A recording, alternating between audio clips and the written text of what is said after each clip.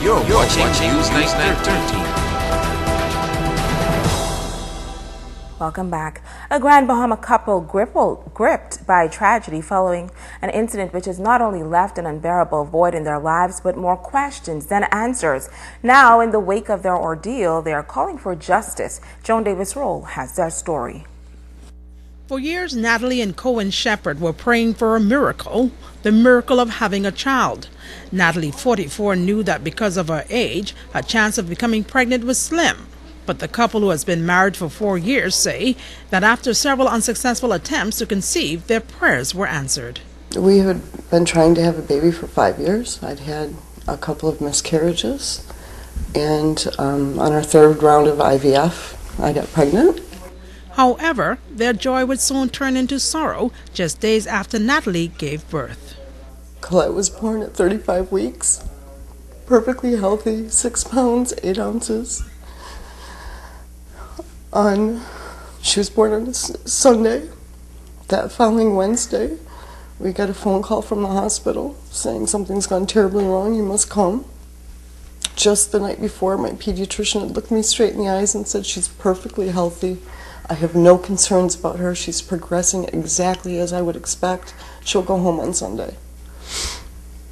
Apparently, she was in the special care unit along with at least 4 other babies, premature babies, and they need to be monitored because every minute of the day, because premature babies do tend to forget to breathe, and they just need a little stimulation, a touch, somebody to talk to them, and they'll pick back up and they'll be fine. She was attached to a pulse oximeter, so as soon as she forgot to breathe, and it was roughly 5 in the morning, and so when her saturation level reached 85%, an alarm would go off, and it gives you ample time to help them and do whatever you need for them.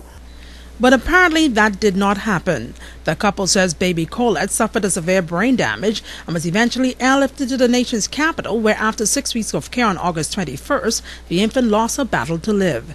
Now the couple is calling for justice in memory of their daughter. I hope that this will never happen to another set of parents that's happened to us. We're in the 21st century, man. This is not, ain't no third world country no more. You know, this is just ridiculous. You know, children need to be looked after, especially premature children.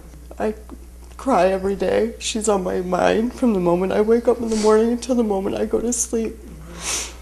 I get anxiety leaving the house. I'm home most of the time. I can venture out a little bit, but I used to be a very happy, social, outgoing person, and I'm a shell of what I used to be. And Owen, you know, thank God for him. He's helping me get through this. We're helping each other, but we just one foot in front of the other.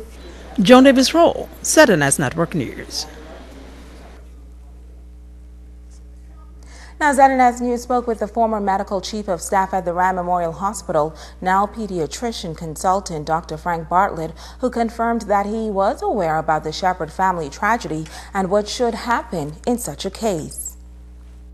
Usually we have any type of deaths associated with it. There's a full investigation done. There's an analysis. Okay, we usually have a debriefing as it relates to that. The executive team meets.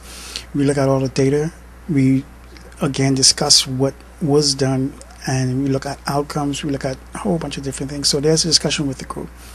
Okay, if the need, and if there is a need to bring any outside agencies in for second and third opinions, then we actually do that also. But you don't know where the investigation is at this point? No, I don't know what the investigation is. Now, Dr. Bartlett commented further on the magnitude of such a tragedy and what must be done. You can offer the greatest and the deepest sympathy to the parents, because from a non-caregiver and being a parent myself, we can understand the pain and the stress of going through and not necessarily having the answers. Okay, so again, where the gaps are, like I said, I can't really comment particularly on that case. And if the patient and if the parents are still going through issues and still going through pain, then that matter really has to be addressed at different levels, because they're not going to be able to have any type of closures as it relates to that particular case. And like I said, I'm at liberty and I don't know the details, even if I was to discuss that. ZNS News also contacted the Rand Memorial Hospital to speak with Administrator Catherine Weish about the matter, but we were told that she was in a meeting. There was no response up to news time. Switching gears now, the Kamalami Awards ceremony is fast approaching. 10 persons will be singled out for recognition during the event. The honorees are Errol Booty for athletics, Jack Shasheena for business, Elizabeth Burrows for ecology, Urban Gibbs for education, Beverly Shin Munnings for design, Diana Wilson Swan for fine arts, Dr. Romeo Fernandez for healthcare. Norma Headley will get the humanitarian award. Maurice Moore will be recognized for political science, and Arnold Williams for religion. Organizer C. McMahon Campbell says the plan is to bring young talents together to show appreciation for the honorees. History is very extensive, and you look at the trademarks, the historical figures, the historical accomplishments they've given to the island. I think it's not told enough.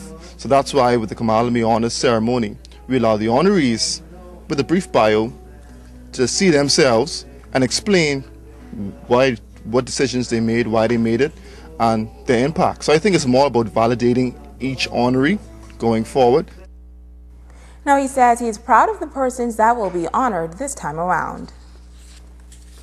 The IMC Choir, the Grand Bahama Chorale, Rico Thompson, Faye Thompson, Ryan Carroll, Hubert Gibson, the Apple Elliott Band. So what we have done, we have comprised a lot of good talent here on the island to tell these honorees thank you.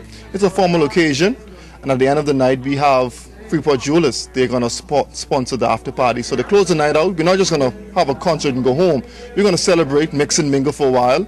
And thanks to Bohemian Brewery, they're going to provide us with all the drinks we need. Okay, the lady called, said to tell you, okay, that your hair is fantastic, your makeup is great, your dress is great. Your nails are great. Your shoes are great. You're just great. I told you. I told you. That's good. That's it for us here at Newsnight 13. On behalf of our entire ZNS News team. I'll wait till tomorrow. I'm Ricardo. I'm Shasheena. Good evening. Bye.